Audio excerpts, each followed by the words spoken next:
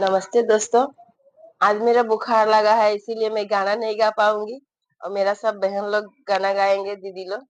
तो आप लोग जरूर सुनिएगा। शादी का गाना है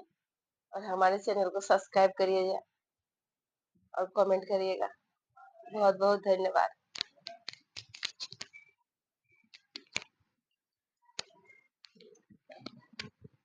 बाबा लगावेला केवल के गछिया हो छछना बिछना बिगे डाल छछना बिछना बिले डाल बाबा लगावे ना केवल के गछिया हो छछना बिछना बिगे डाल छछना बिछना बिले डाल घोड़वा चढ़ल आवा दुलरू अनजान दुलरू तोरे लोरे लगल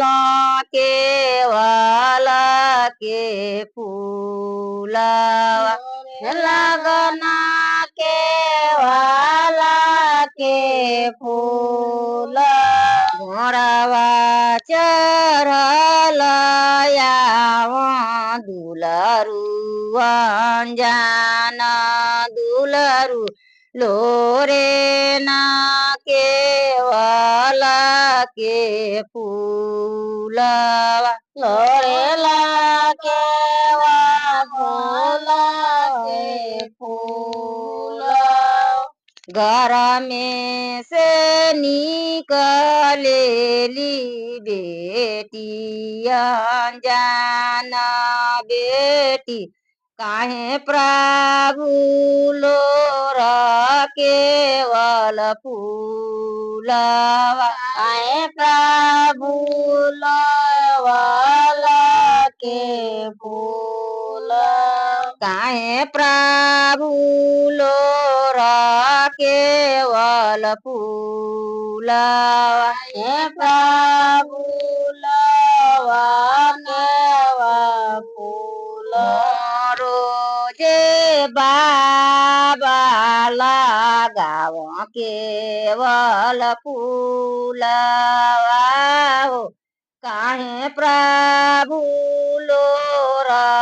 केवल फूलवा काहे प्रभु लोर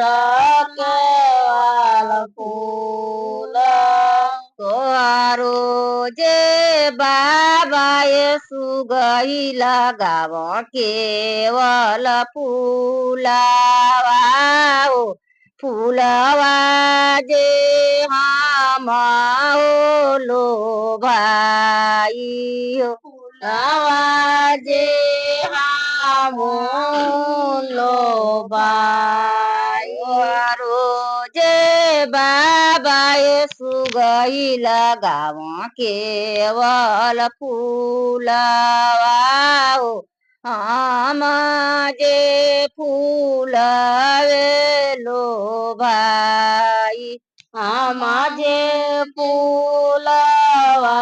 लो भाई